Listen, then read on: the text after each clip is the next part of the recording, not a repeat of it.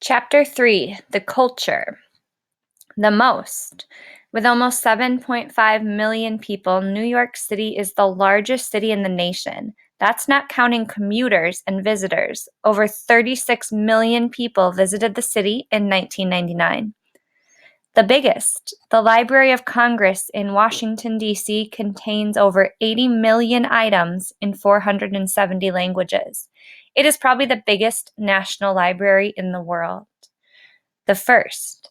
Delaware was the first of the original 13 states to ratify the Constitution. Philadelphia, Pennsylvania had the first library, hospital, and fire department. The Declaration of Independence was signed here in 1776. The nation's first college was Harvard in Cambridge, Massachusetts. Pequot. The first place we are going to visit is the past. No, we don't have to travel in a time machine. We can go to the Mashantucket Pequot Museum in Connecticut. It is very quiet inside, but listen. Can you hear the flock of geese above us? Can you smell the campfire? Look around at the huge old trees, the streams, and the waterfalls. Everything looks so real. It is hard to believe that we're inside a museum. Everything here is like it was in Connecticut over 450 years ago. The sweat lodge, the canoes made of hollowed out logs, and even the people. All of the men, women, and children here are life-size figures that look just like the Pequot did long ago. You can even see their tattoos. Plymouth. Not that far from the Pequot village is Plymouth, Massachusetts. We're visiting another historical community, Plymouth Plantation. This living history museum shows what life was like for the Pilgrims living in colonial New England. In 1620, the Pilgrims sailed from England aboard the Mayflower in search of a new life in America. Let's look around. There is the meeting house where everyone goes to worship. It looks more like a fort because it serves as one too. The Pilgrims built a wall around the whole village as protection. They were afraid of enemies and wild animals. Everyone seems kind of busy. Let's see what they're doing. Let's start by talking to John Alden, who lived in Plymouth in 1627. No, he's not 375 years old. The person we're talking to is called an interpreter. He dresses just like John did, and he can tell us a lot about the past. Now it's time for us to move forward into the present. We're off to New York City. Broadway. Here we are at Times Square in New York City. This is where Broadway crosses 42nd Street. Did you know that Broadway is the longest, busiest, and one of the oldest main streets in the whole country?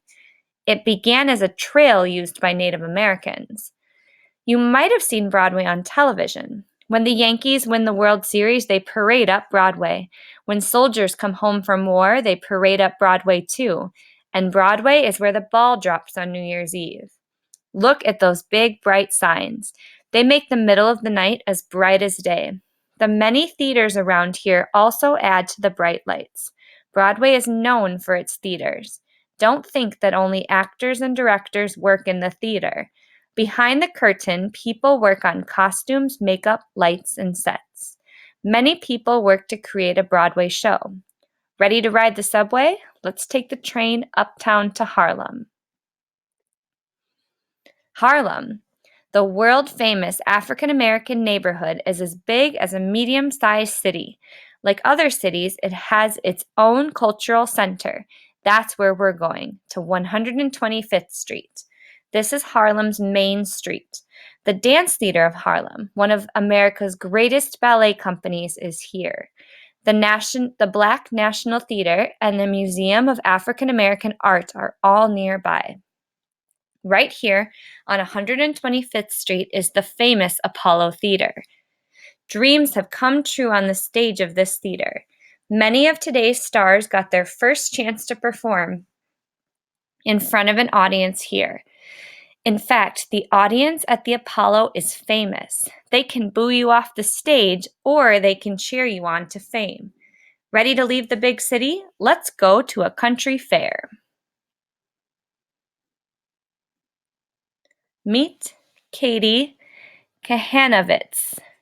Did you ever hear of the great Annie Oakley? The show Annie Get Your Gun is all about her. Come backstage with me and meet one of the stars, Kate Kahanovitz. She just turned 10. Do you want to know how she stars in a Broadway show and still goes to school? Kate says, "It was hard to get used to working every night except Monday and going to school during the day. My school makes it easier since they let me come in later the days after I work, and they let me get out early on matinee days. I'm in the 4th grade at the Professional Children's School.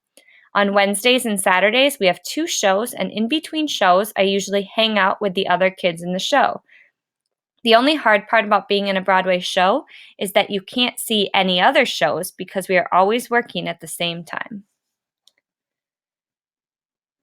Kutztown Fair. Welcome to Kutztown Festival, a feast for your eyes and ears as well as your stomach. You will see, hear, and taste lots of new things. They come out of the traditions of the Pennsylvania Dutch settlers of long ago. Are you hungry? How about trying some shoe fly pie or funny cake pie? How about some friendship bread? This bread gets its name because the starter dough used to make it is often shared among friends. Eating isn't everything. Let's take a look at some of the beautiful things on display here. This fair is world famous for its arts and crafts. There are corn husk dolls, wood carved toys, quilts, and painted furniture. National Museum of American History. Our last stop is the National Museum of American History. It's one of several Smithsonian museums in Washington, D.C. Inside are millions of things from our country's past. Let's go over to the piles of cotton. I'm going to take a handful and put it in the cotton gin and turn the crank. The cotton gin separates the fluffy cotton from the tough seeds. This is a model of Eli Whitney's cotton gin. He invented it more than 200 years ago.